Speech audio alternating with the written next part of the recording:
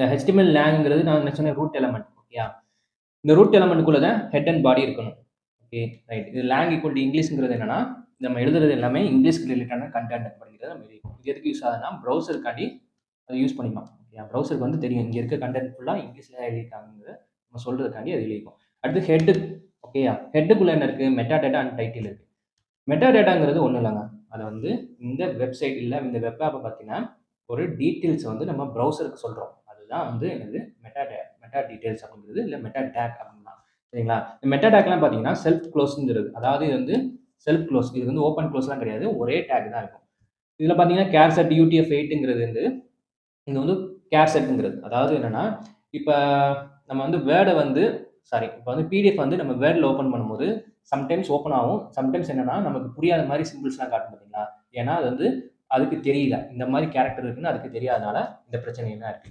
இதே தான் UTF-8ங்கிறது என்னன்னா, இது வந்து சம் கேரக்டர்ஸ வந்து என்ன பண்ணியிருக்காங்க, அதுக்கு வந்து என்கோடிங் பண்ணி வச்சிருக்காங்க. ஓகேயா? இப்ப நம்ம UTF-8ங்கிறது ஆல் ஓவர் எல்லா ப்ரௌசருக்கும் இது புரியும். அதான் அந்த கேரக்டர்ஸ் வந்து அதுக்கு புரியும். இப்ப நம்ம நம்ம வெப்சைட்ல நம்ம என்ன கேரக்டர் யூஸ் பண்ணாலும், இந்த UTF-8ங்கிற கேரக்டர வச்சு தான் நம்ம யூஸ் பண்றோம். அதனால எல்லா ப்ரௌசருக்குமே வந்து அந்த UTF-8ங்கிற என்கோடிங் எல்லாருக்கும் புரிஞ்சனால நமக்கு அவுட்புட் வந்து கரெக்ட்டா காட்டும். இது வந்து ரொம்ப டீப்பா போ வேணாம். இது இவ்வளவுதான் சிம்பிள். அடுத்து மெட்டா. அடுத்து பார்த்தீங்கன்னா, நேம், வியூ போர்ட், கன்டென்ட் வந்து என்ன போட்டிருக்கு? கன்டென்ட் வந்து வித் டிவைஸ் வித் அப்படின்னு போட்டிருக்கு. அடுத்து இனிஷியல் ஸ்கேல் வந்து 1.0. இது ஒண்ணும் இல்லங்க. Viewport. இது வந்து என்ன சொல்றாங்கன்னா, இது வந்து எல்லா ஸ்க்ரீனுக்கும் வந்து ரெஸ்பான்சிவா இருக்கணும் இந்த வெப்சைட் அப்படிங்கிறது தான் சொல்ல வருது. இது எழுதுனா மட்டும் எல்லா ஸ்க்ரீனுக்கும் வந்து ரெஸ்பான்சிவா இருக்காது. நமக்கு அதுக்கேத்த மாதிரி நம்ம சிஎஸ்எஸ் நம்ம எழுதணும்.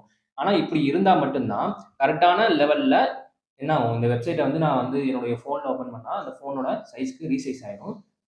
லேப்டாப்ல ஓப்பன் பண்ணா அதுக்கேத்த மாரி ரீசைஸ் ஆயிரும். இதுவும் இருக்கணும். பிளஸ் அந்த சிஎஸ்எஸும் இருக்கணும். 2மே இருந்தா தான் கரெக்ட்டா ஒர்க் ஆகும். இந்த டைட்டில் ஈக்குவல் டு டாக்குமெண்ட் அப்படின்னு போட்டிருக்கு இல்லைங்களா? இது நம்ம என்ன வேணா போட்டுக்கலாம். இது வந்து நம்முடைய வெப்சைட் நேம் போடுறது தான் கரெக்ட்டா இருக்கும். இங்க பார்த்தீங்கன்னா, இந்த இடத்துல அந்த டாக்குமெண்ட் தெரியுது பார்த்தீங்களா? இப்ப வந்து நான் வந்து கூகுள்ன்னு போட்டேன்னா, அது கூகுள்ன்னு காட்டும். பார்த்தீங்களா? கூகுள்ன்னு காட்டுதா? நம்ம பார்க்கும்போது தெரியும். Facebookன்னா Facebookன்னு காட்டுது. எல்லாமே இந்த டைட்டில்ங்கிற இடத்துல போறனால தான் இங்க காட்டுது. அடுத்து ஹெட் முடிஞ்சுச்சு. ஹெட்ங்கிறது என்னன்னா, ப்ரௌசருக்கு தேவையான இன்ஃபர்மேஷன்லாம் அதுல இருக்கிறது தான் ஹெட். அடுத்து பாடிங்கிறது தான் இப்ப நம்ம ஒயிட்டா தெரியுது பார்த்தீங்களா? பிளாங்கா இருக்காங்க. ஏன்னா, அது பாடியில ஒண்ணுமே இல்ல. இல்லாதனால தான் நமக்கு தெரியல. பாடிங்கிறத நம்ம பார்க்கக்கூடிய ஒரு ஸ்பேஸ். அதுல என்ன இருக்கோ அதுதான் நம்ம பார்க்க முடியும். ஹெட்ல இருக்கிறத நம்ம பார்க்க முடியாது. ஒன்லி டைட்டில மட்டும் நம்ம பார்க்கலாம். ரைட். இப்ப பார்த்தோம்னா, இதுல நெறைய டேக்ஸ் இருக்கு. டேக்னா என்னன்னா H1. இப்ப பார்க்க போறது H1. நம்ம இதுல பார்த்தீங்கன்னா H1 இருக்கு, H2 இருக்கு, H3 இருக்கு, H4, 5, 6 இந்த மாரி 6 வகையான 6 வகையான என்ன இருக்கு? டாக்ஸ் இருக்கு. ஒவ்வொன்னும் எதுக்கு யூஸ் ஆகுதுன்னு நான் சொல்றேன். இப்ப பாருங்க இது வந்து ஹெட்டிங் 1 அப்படின்னு நான் போட்டுக்கிறேன். இங்க ஹெட்டிங் 1 வந்துருச்சு. ஓகேயா? இதே இத வந்து H2 வந்து ஓப்பன் பண்ணிப்போம். ஹெட்டிங் 2ன்னு போட்டுக்கிறேன். ஹெட்டிங் 2 வந்துருச்சு. இப்ப பார்த்தீங்கன்னா 2க்கும் என்ன வித்தியாசம் பாருங்க. ஹெட்டிங் H1ங்கிறது கொஞ்சம் பெருசா இருக்கு. H2ங்கிற ஃபாண்ட் வந்து சிறுசா இருக்கு. ஆனா ஆக்சுவலா அதுக்கு மட்டும் இது யூஸ் பண்றது கிடையாது. இது என்னன்னா, இதோட இம்பார்ட்டன்ஸ குறிக்குது.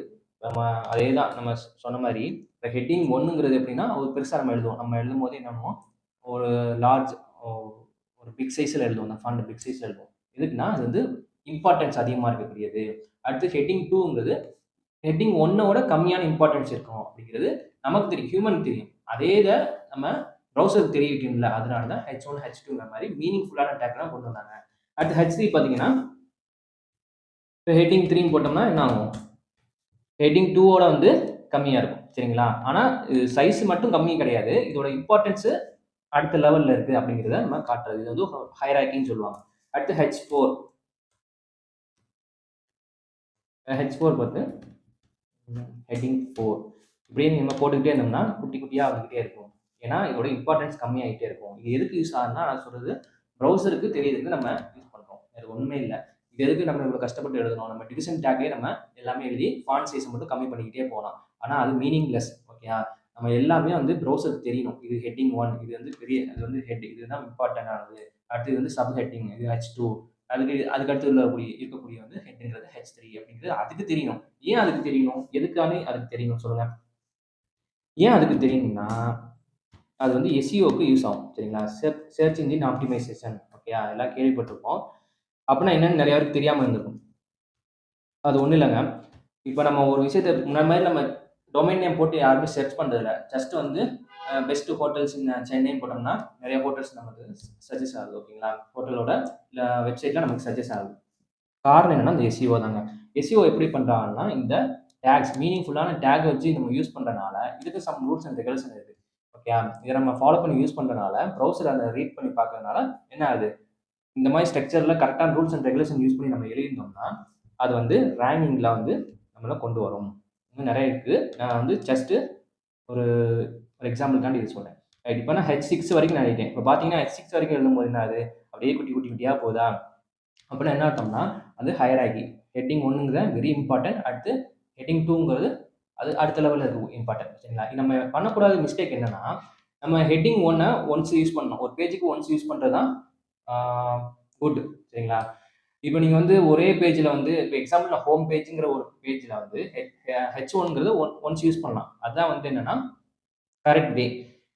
ஆனா நீங்க H1யே 3, 4 டைம்ஸ் நீங்க யூஸ் பண்றதா இருக்கட்டும், இல்ல H1க்கு மேல H2 யூஸ் பண்றது, இல்ல H2 அ அந்த மாரி மாத்தி, மாத்தி யூஸ் பண்ணக்கூடாது. சரிங்களா? இப்ப H3 எழுதியிருக்கோம். H3க்கு கீழ வந்து H2 யூஸ் பண்ணக்கூடாது. இது வந்து தப்பு. சரிங்களா? இது ஹையரார்கிங்கிறது. ஹையரார்கிய வந்து கரெக்ட்டா நம்ம யூஸ் பண்ண கத்துக்கணும். இதுதான் ஹெட்டிங்ஸ். இது வந்து நம்ம எழுதியாச்சு. அடுத்து பார்த்தீங்கன்னா, நமக்கு p டாக் அப்படின்னு ஒரு டாக். பேராகிராஃப் டாக்ன்னு சொல்லலாம். சரியா? இந்த p டாக்ல வந்து திஸ் இஸ் பேராகிராஃப்ன்னு எழுதிக்கிறேன். பாத்தீங்களா? இது வந்து பேராகிராஃப். நம்ம ஏதாச்சும் ஒரு பேராகிராஃப் எழுத போறோம்னா, p டாக்ல போட்டு நம்ம எழுதலாம். அப்ப அது என்ன ப்ரௌசருக்கு என்ன தெரியும்னா, ஓ! இவங்க பேராகிராஃப் தான் எழுதுறாங்க அப்படிங்கிறது அதுக்கு தெரியும். அடுத்து இமேஜ் டாக்ன்னு ஒண்ணு இருக்குங்க. ஐஎம்ஜி. ஐஎம்ஜின்னு போட்டு உள்ள நம்ம எழுதிக்கோம், சோர்ஸ்ன்னு எழுதிக்கோம். அடுத்து ஆல்ட்ன்னு ஒண்ணு எழுதியிருக்கோம். சரிங்களா? இமேஜ்ங்கிறது என்னது? டாக். ஃபர்ஸ்ட் நான் என்ன சொல்ல மறந்துட்டேன்னா, பிங்கிறது ஒரு டாக். ஓகேயா? இது ஓப்பனிங் டாக், இது வந்து குளோசிங் டாக். இது 2மே சேர்ந்தது தான் ஒரு எலமெண்ட். ஓகேயா? இது ஒரு எலமெண்ட், இது ஒரு எலமெண்ட், இது ஒரு எலமெண்ட். இந்த மாரி நெறைய எலமெண்ட் நம்மள்ட்ட எழுதலாம். சரிங்களா? ஒரு டேக்க வச்சு நெறைய எலமெண்ட் நம்ம கிரியேட் பண்ண முடியும். சரி ரைட். இப்ப நம்ம இமேஜ் இமேஜ் சோர்ஸ் அதாவது இமேஜ்ங்கிற ஒரு டாக் பத்தி பார்க்க போறோம். இதுக்கு வந்து குளோசிங் டாக் கிடையாது. இது செல்ஃப் குளோசிங் அப்படிங்கிறது. ரைட். இப்ப இந்த சோர்ஸ்ல என்னன்னா நம்ம ஒரு வெப்சைட்ட பார்க்குறோம். அதுல இமேஜஸ் தெரியுது. அப்டின்னா, இந்த டேக்க வச்சு தான் அந்த இமேஜஸ் வந்து கிரியேட் பண்றாங்க. கரெக்ட்டா? ஏன்னா, நம்ம இமேஜ் வைக்க போறோம்னு நமக்கு தெரியும். ப்ரௌசருக்கு தெரியும்ல, என்ன வைக்க போறோம்னு. அப்ப இந்த டேக் யூஸ் பண்ணுவோம். ஐஎம்ஜிங்கிறது இமேஜ் டேக். அதுல சோர்ஸ்ங்கிறது என்னன்னா, நம்ம என்ன இமேஜ் வைக்க போறோம், அந்த அ அந்த அதோட யூஆர்எல் குடுக்கலாம். இப்ப வந்து நம்மட்ட இல்ல. அந்த இமேஜ் வந்து நம்மட்ட லோக்கலா இல்ல. நான் வந்து வெப்சைட்ல இல்ல ப்ரௌசர்லேருந்து எடுக்க போறேன்னா, நம்ம அதோட லிங்க் எடுத்து நம்ம இதுல போடலாம். போட்டோம்னா லோட் ஆகி நமக்கு காட்டும். அப்படி இல்ல என்கிட்ட இருக்குன்னா ஆல்ரெடி நான் செட் பண்ணி வச்சிருக்கேன். இங்க பார்த்தீங்கன்னா, என்னோட ஃபைல்லே வந்து ஒரு இமேஜ வந்து நான் காப்பி பண்ணி, பேஸ்ட் பண்ணி வச்சிருக்கேன். சரிங்களா? அதோடைய சோர்ஸ், அதோட பாத் அது எங்க இருக்கு? இந்த ஃபோல்டர்ல அது எந்த பாத்ல இருக்குங்கிறத நான் மென்ஷன் பண்ணா போதும். அது எனக்கு வந்துரும். சரிங்களா? இப்ப வந்து அது பேரு சைபர் செக்யூரிட்டி அப்படின்னு வச்சிருக்கேன். நான் டவுன்லோட் பண்ணி வச்சிருக்கேன். இப்போ போட்டோனே எனக்கு என்னாச்சு? ரொம்ப பெருசா காட்டுது பாருங்க. யா அதுக்கு என்ன நான் ஒரு ஹைட், விட்த் எதுவுமே குடுக்காதனால, அது எல்லா இடத்தையும் அதுவே ஆக்குபை பண்ணியிருக்கு. சரி ரைட். அத நம்ம குடுப்போம். இப்போ பார்த்தீங்கன்னா, ஆல்ட் அப்டின்னா என்ன? ஆல்ட்ன்னு ஒண்ணு இருக்கு. இத நம்ம குடுக்கணுமான்னு கேட்டா, கண்டிப்பா குடுக்கணும். சரிங்களா? குடுக்கலைன்னா என்ன? அப்டின்னு கேட்கலாம். குடுக்கலைன்னா பிரச்சனை இல்ல. ஆல்ரெடி நான் சொன்ன மாரி தான் எஸ்இஓல வந்து இது பிரச்சனைய கொண்டு வரும். இந்த ஆல்ட்ங்கிறது ஆல்டர்னேட்டிவ் டெக்ஸ்ட்ன்னு சொல்லலாம். அதாவது இந்த இமேஜ் சப்போஸ் லோட் ஆகல. ஏதோ ஒரு காரணத்துக்காண்டி லோட் ஆகல. அந்த இமேஜ நம்ம டெலீட் பண்ணிக்கலாம். இல்ல அந்த யூஆர்எல் வந்து ஏதோ எக்ஸ்பைரி ஆயிருக்கலாம். ஏதோ ஒரு பிரச்சனைனால அது இமேஜ் வந்து நமக்கு லோட் ஆகல அப்டின்னா, ஆல்ட்ல வந்து நம்ம சொல்லிருவோம். திஸ் இஸ் சைபர் செக்யூரிட்டி ஆம் சைபர் செக்யூரிட்டி. அதே அந்த டைட்டில நான் சும்மா குடுத்துக்கிறேன். சரிங்களா? இது மீனிங்ஃபுல்லா இருக்கணும். சரிங்களா? அப்டின்னா, இந்த சப்போஸ் இந்த இமேஜ் லோட் ஆகாத பட்சத்தில, இந்த ஆல்ட்ங்கிறது நமக்கு தெரியும். இப்ப பாருங்க நான் ஒரு மிஸ்டேக் பண்றேன்.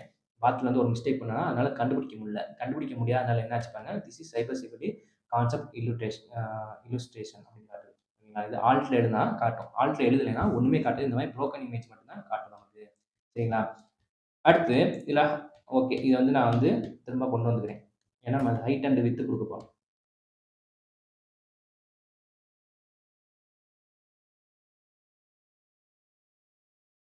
ஹைட் ஹைட் வந்து ஒரு 200 பிக்சல் குடுத்தோம்னா, எனக்கு இந்த மாரி அழகா குட்டியா வந்துருச்சு. இந்த எஸ்ஆர்சி, ஆல்ட் இதெல்லாம் வந்து என்னன்னா, இதெல்லாம் வந்து அட்ரிபியூட்ஸ்ன்னு சொல்லுவாங்க. ஆட்ரிபியூட்ஸ்ங்கிறது ஒன்றும் எக்ஸ்ட்ரா இன்ஃபர்மேஷன். இந்த இமேஜ்ங்கிற டேக்ல வந்து எக்ஸ்ட்ரா இன்ஃபர்மேஷன் நம்ம ஆட் பண்ணுறது ஆட்ரிபியூட்ஸ். சரிங்களா? சரி, இப்போதைக்கு நம்ம வந்து ஹெட்டிங்ஸ் பார்த்துக்கோம், பேராகிராஃப் பார்த்துக்கோம், இமேஜ் டேக் பார்த்துக்கோம். இன்னும் நிறைய டேக் இருக்குங்க. சரியா? அடுத்து நம்ம பார்க்க போகிறது டேபிள். நம்ம டேபிள் அண்ட் ஃபார்மை பற்றி நம்ம பார்ப்போம். சைனிங் ஆஃப் ஃப்ரம் உங்கள் ஹாஜா மீதி.